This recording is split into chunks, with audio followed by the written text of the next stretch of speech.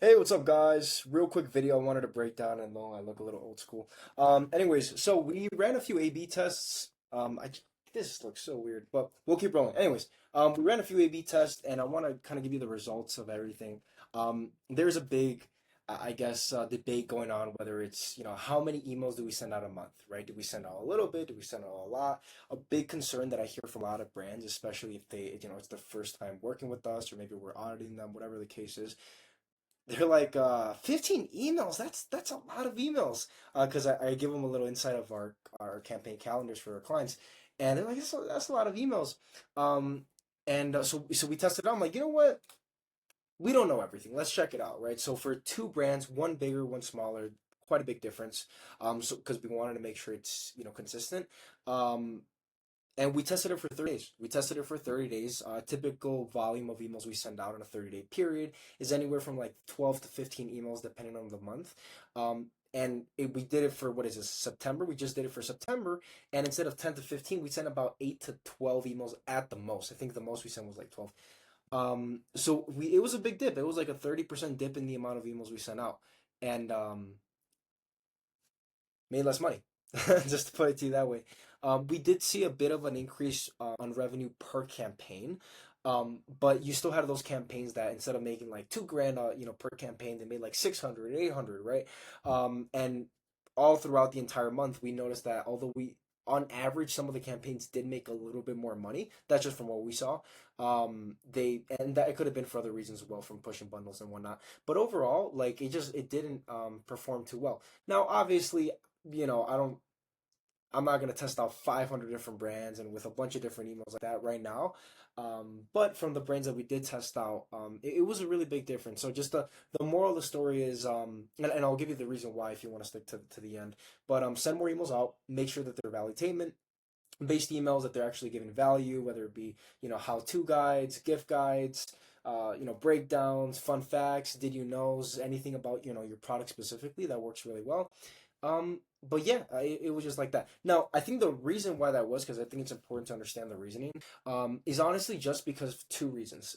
Top of mind. Number one, you're not appearing in the inbox enough, especially to your new customers, to be relevant, right? And it's just not me; it's from other people. Max from Roll Copy. I think his name is Emil. I've heard this from them too, but I'm literally seeing it with our clients. Is that when you're not sending a lot of emails out, 2 to 3 times a week. No, let me phrase that: 3 to 4 times a week, you're just not relevant in the inbox. Why? Because there's number one, if they're signing up to your newsletter, it probably means they're signing up to many other newsletters as well. You're not the only one. That's number one. Number two, when they're signing up to them, you're probably not the only industry that, or I guess, brand that they're subscribing to in that specific industry or niche or whatever. So, sure, not only do they have multiple different brands that they subscribe to against multiple different industries, not only that, but they also have multiple brands that they subscribe to in your specific niche, whether it be healthcare, CPG, e-commerce, skincare, whatever the case is. And on top of that, you have brands like Nike or Gymshark or Lululemon, all these different brands that are sending multiple emails, not per month, per day. Now, in their case, it makes sense because they have a huge list and they're probably segmented in a bunch of different ways. Um, but yeah, that's like the number one thing is you're competing to get people's attention. And number two, which I think it's more of a long term strategy, and just to be like very frank, like it's not like I have one specific piece of data. It's just the feeling I get from, I mean, doing this for practically 2 years now, which isn't a lot, but there you go, or a year and a half, and um, and that's really just nurturing your customers. I don't want to just yap about it, but it's very, very simply just the nurture process. Um, I'll give a little bit of insight because I don't want this to be a long video. Um, but I'll use my example, right? So for us, we do cold email to book calls and all these different things. That being said, we may not close a client in the first outreach attempt. However, in the course of 1 month or 1 month, 2 months, 3 months, we send them nurture content, which is our YouTube videos. If you're seeing this, it's pretty funny and ironic if you got a cold email from us.